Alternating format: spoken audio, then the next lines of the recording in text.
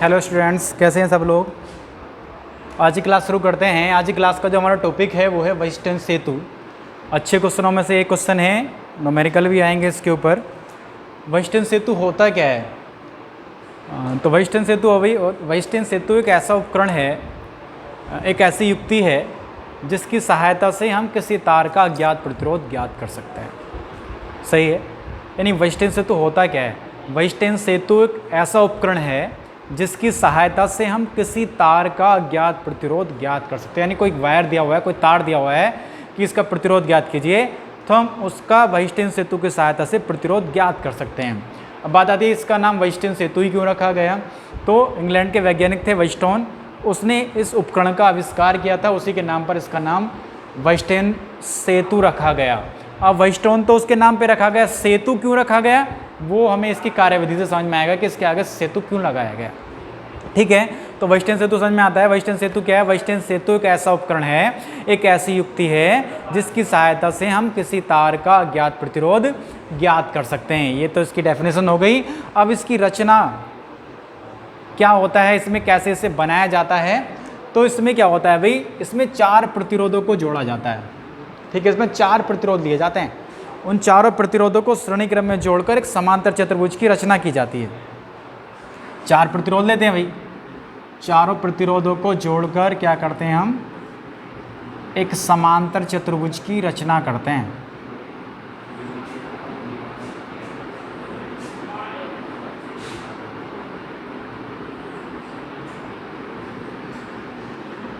A, B, C और D।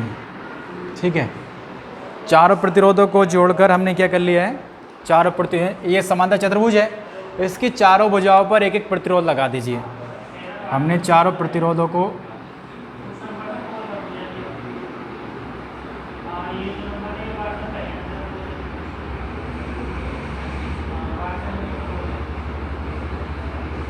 P, Q, R और S।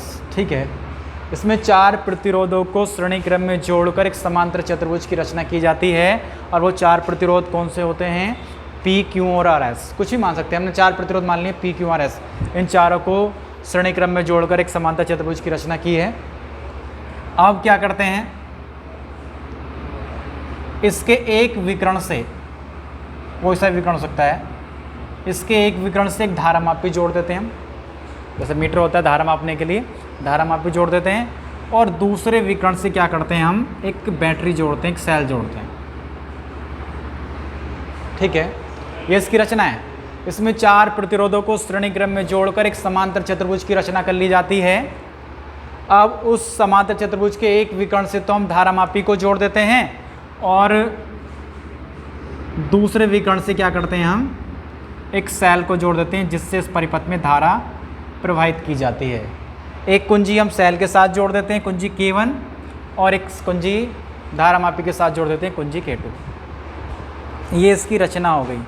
अब इसकी वर्किंग क्या है, कैसे ये काम करता है, इसके लिए क्या करते हैं हम ये देखते हैं। जब यहाँ से हम धारा प्रवाहित करते हैं, I धारा प्रवाहित की, तो यहाँ पे जाके वो 2 भागों में बढ़ जाएगी, I1 और I2। ठीक है, अब करते क्या हैं, हम इन चारों प्रतिरोधों के मान इस प्रकार समायोजित करते हैं। P, Q, R, S, ये 4 प्रतिरोध हैं। इन चारों प्रतिरोधों के मान हम इस प्रकार समायोजित करते हैं कि यहाँ से धारा प्रवाहित करने से इस धारा मापी में कोई धारा ना जाए।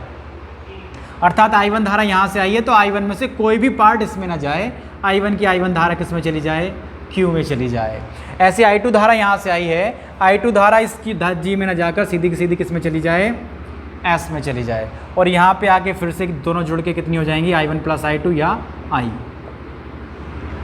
ठीक है, यानी चारों प्रतिरोधों का मान इस प्रकार समायोजित किया जाता है कि सेल से धारा प्रवाहित करने से धारा मापी में कोई धारा ना बहे। तो इस अवस्था में सेतु क्या कहलाता है? संतुलित सेतु कहलाता है।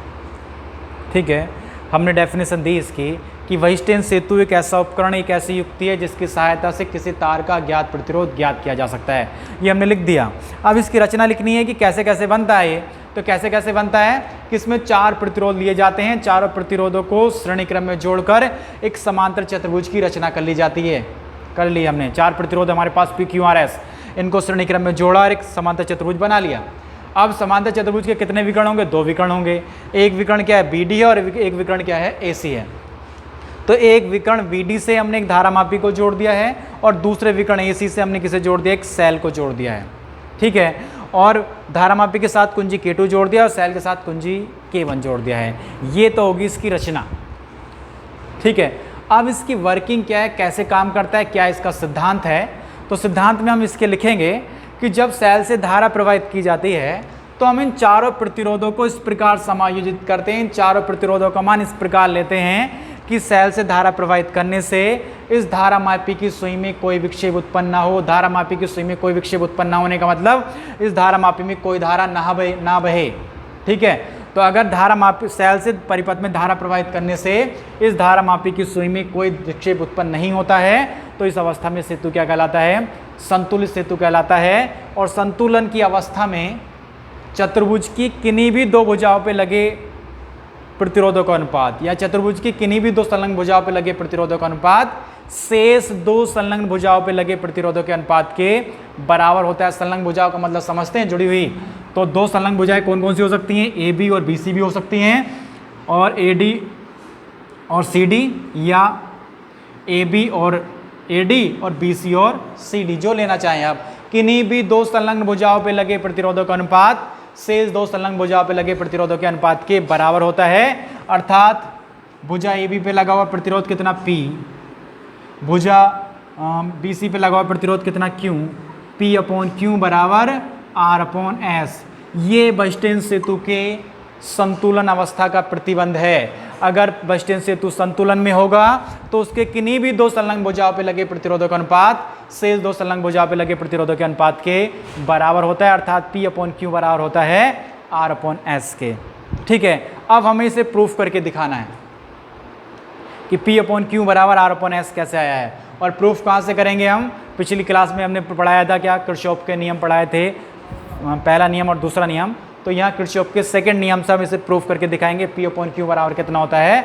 R अपॉन S होता है। तो याद है किसी को किरचॉफ का सेकंड रूल क्या था कि किसी बंद परिपथ के प्रत्येक बंद पास के विभिन्न खंडों में बहने वाली धाराओं और उनके संगत प्रतिरोधों के गुणनफलों का बीजगणितीय योग उस पास में लगने वाले विद्युत भाग बलों के बीजगणितीय योग के बराबर होता है। यही तो था। तो एक बंद पास ये है, दूसरा बंद पास ये है। तो पहला बंद पास कौन सा है भाई? हमारा बंद पास ए बी डी ए, बंद पास ए बी डी ए में लगा रहे हैं हम किरचॉफ का सेकंड नियम। किरचॉफ का सेकंड नियम लगाते हैं तो चलते हैं ए से बी की ओर। ए से बी की ओर चलने पर धारा कितनी बह रही है? I1 और प्रतिरोध कितना है? P है। तो कितना हो गया अभी? I1 P। अब आते हैं बी से डी तक। बी से डी तक पहुंचने में हम देख रहे हैं कोई प्रतिरोध नहीं जुड़ा हुआ, शून्य हो गया। अब आते हैं डी से ए की ओर। डी से ए की ओर चलने पर धारा कितनी I2 है और प्रतिरोध कितना है? R है। पर धारा की दिशा कैसी है? विपरीत है। धारा आ रही है ए से डी की ओर और हम चल रहे हैं डी से ए की ओर। अपोजिट डायरेक्शन है। जहाँ अपोजिट डायरेक्शन है तो मैंने बताया था कि धारा की विपरीत दिशा में चलने पर धारा और प्रतिरोध का गुणनफल ऋणात्मक चिन्ह के साथ लिया जाता है। अर्थात कितना लिया जाएगा? माइनस का I2R बराबर इस पास में लगने वाला विद्युत वाहक बल। तो बताओ जरा ए बी डी ए में कौन सा विद्युत वाहक बल लग रहा है? कौन सी बैटरी लग रही है? कोई बैटरी नहीं लगी हुई। तो कितना आएगा? 0 आएगा। यानी I P माइनस I2R बराबर कितना? 0। या लिख सकते हैं इसे हम I1P बराबर कितना हो जाएगा? I2R। ये क्वेश्चन फर्स्ट हो गया है। ठीक है, सेकंड नियम क्या है भाई? अब दूसरा बंद पास क्या बनना है हमारा? दूसरा बंद पास है बी सी डी बी, यानी बी सी डी और बी। तो बी सी डी बी में क्या लेंगे भाई? हम यहाँ से किसी भी एक साइड से चलना शुरू कीजिए, चाहे बी से शुरू कीजिए या डी से। तो बी से सी की ओर चलते हैं हम। तो बी से सी की ओर चलने पर हमें धारा कितनी है? I1 है और प्रतिरोध कितना है? Q है। तो कितना लिखेंगे भाई इसे? I1 Q। अब चलते हैं सी से डी की ओर। तो सी से डी की ओर चलने पर धारा कितनी? I2 है और प्रतिरोध कितना है? S है। पर डायरेक्शन कैसी? अपोजिट है। तो माइनस का लिया जाएगा। कितना जाएगा? माइनस का I2S बराबर कितना? 0। ठीक है, तो कितना हो जाएगा ये? I1Q बराबर कितना? I2S। इक्वेशन सेकेंड है। ठीक है, अब करना क्या है? समीकरण 1 को भाग कर दीजिए 2 से। समीकरण 1 को भाग कर रहे हैं हम कितने से, 2 से। तो समीकरण 1 क्या है भाई, हमारे पास I1P है बटे I1Q बराबर I2R बटे I2S। I1 से I1 कैंसिल हुआ, I2 से I2 कैंसिल हुआ, तो कितना आ गया भाई, P/Q बराबर R/S। ठीक है, यही तो प्रतिबंध था, यही तो हमें प्रूफ करना था कि किन्हीं भी दो संलग्न भुजाओं पे लगे प्रतिरोधों का अनुपात शेष दो संलग्न भुजाओं पे लगे प्रतिरोधों के अनुपात के बराबर होता है, अर्थात P/Q बराबर कितना होता है, R/S होता है। ये हमने प्रूफ कर दिया है किरचॉफ के सेकंड नियम से। ठीक है, बहुत आसान है। समांतर वेस्टर्न सेतु क्या होता है, वेस्टर्न सेतु एक ऐसा उपकरण, एक ऐसी युक्ति है जिसकी सहायता से हम किसी तार का ज्ञात प्रतिरोध ज्ञात कर सकते हैं। ठीक है, इसके लिए क्या करते हैं, हम 4 प्रतिरोध लेते हैं, 4 प्रतिरोधों को श्रेणी क्रम में जोड़कर एक समांतर चतुर्भुज की रचना कर लेते हैं। अब उसके एक विकर्ण से धारामापी जोड़ते हैं, दूसरे विकर्ण से सैल जोड़ते हैं। ये इसकी रचना है। इसका सिद्धांत क्या है कि यदि सैल से धारा प्रवाहित करने पर धारामापी की सुई में कोई विक्षेप उत्पन्न ना हो तो चतुर्भुज की किन्हीं भी दो संलग्न भुजाओं पर लगे प्रतिरोधों का अनुपात शेष दो संलग्न भुजाओं पे लगे प्रतिरोधों के अनुपात के बराबर होता है, अर्थात P/Q बराबर होता है R/S के। ठीक है, ये संतुलन का प्रतिबंध है इसके वेस्टर्न सेतु का। अब हमें इसे प्रूफ करना था, तो प्रूफ करने के लिए यहाँ से हमने सैल से धारा बहाई, I धारा यहाँ पे जाके 2 पार्टों में बट गई, I1 और I2 में। इसमें धारा भेजनी नहीं है क्योंकि संतुलन के प्रतिबंध में जब संतुलन में होता है तो धारामापी में कोई धारा नहीं जाती है। तो धारा I1 यहाँ से आई है, AB में आई है, तो I1 ही किस में चली जाएगी, BC में चली जाएगी। उसी प्रकार से धारा I2 AD में आई है, तो धारा I2 ही किस में चली जाएगी, CD में चली जाएगी। ठीक है, तो हमने वही दिखाया है। अब बंद पास बन रहे थे, 2 बंद पास ये और बंद पास ये। तो बंद पास 1 में हमने किरचॉफ का नियम लगाया और बंद पास 2 में किरचॉफ का नियम लगाया। इक्वेशन बना ली, पहले इक्वेशन को दूसरी इक्वेशन से भाग दे दिया, तो क्या निकल के जाता है, P/Q बराबर R/S हमारा निकल के आ जाता है। यही वेस्टर्न सेतु का संतुलन का प्रतिबंध होता है। ठीक है, अब आप बात आती है, जैसे मैंने बताया था, इसका नाम वेस्टर्न सेतु रखा गया। वेस्टर्न सेतु तो इसके वैज्ञानिक के नाम पे रखा गया क्योंकि वेस्टर्न ने इसका आविष्कार किया था। पर इसके आगे सेतु क्यों लगाया गया? सेतु लगाने का रीज़न है इसकी वर्किंग। देखिए, जैसे पुल होता है, पुल के नीचे से क्या है, पानी निकलता रहता है पर पुल अपनी जगह पर स्थिर रहता है, उस पर कोई प्रभाव नहीं पड़ता। सेम यही तो है, इस पूरे परिपथ में धारा प्रवाहित हो रही है पर भुजा BD पर इसका कोई प्रभाव नहीं पड़ रहा है, अर्थात ये कार्य किसकी तरह करता है, सेतु की तरह कार्य करता है। इसलिए इसका नाम क्या रखा गया है, वेस्टर्न सेतु रखा गया है। ठीक है, अब इसी में ये पूछता है, अब एक क्वेश्चन ये बनता है, भाई भुजा B और D में धारा क्यों नहीं बह रही? भुजा B से ये धारा गुजर रही है, यहाँ से बिंदु B से ही I1 धारा होकर गुजरी है, पर इससे BD में ये धारा क्यों नहीं जा रही? तो इसका रीज़न क्या है कि हमने जैसा लिखा था कि चारों प्रतिरोधों को इस प्रकार समायोजित करते हैं कि भुजा BD में धारा प्रवाहित ना हो। तो समायोजित करने का मतलब क्या है कि इस प्रकार समायोजित करते हैं कि बिंदु B और बिंदु D पर विभव कैसा रहे, बराबर रहे। और हम पहले पढ़ चुके हैं विभव वाले चैप्टर में कि दो बिंदुओं के बीच धारा या आवेश का प्रभाव तभी पॉसिबल है जब उन बिंदुओं के बीच क्या हो, विभवांतर हो, दोनों के बीच विभवों में क्या हो, अंतर हो, तभी धारा का प्रभाव हो सकता है, वही वरना नहीं हो सकता। तो चारों प्रतिरोधों को समायोजित करने का मतलब यही है कि बिंदु B और D का विभव कैसा रखा जाए, समान रखा जाए। और बिंदु B और D का विभव समान रहेगा तो भुजा BD में धारा का प्रभाव नहीं होता है। ठीक है, इसलिए धारा का प्रभाव नहीं होता है। अब इसमें पूछता है कि इसकी अनुपातिक भुजाएं बताइए। अनुपातिक भुजाएं कहलाती हैं भुजा AB और BC। कहता है ज्ञात भुजा बताइए, तो ज्ञात भुजा होती है इसकी AD और अज्ञात भुजा होती है CD। अब वही कहता है भाई, जैसे हमने परिभाषा में बोल दिया कि इसके सहायता से हम क्या कर सकते हैं, किसी तार का ज्ञात प्रतिरोध ज्ञात कर सकते हैं। तो कैसे ज्ञात कर सकते हैं भाई, 4 प्रतिरोध हैं हमारे। ठीक है, चारों प्रतिरोधों में से 3 प्रतिरोध क्या होते हैं, इसमें ज्ञात होते हैं और एक क्या होता है, अज्ञात होता है।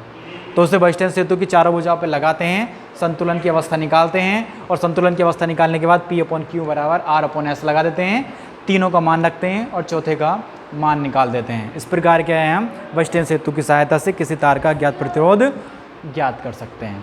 ठीक है।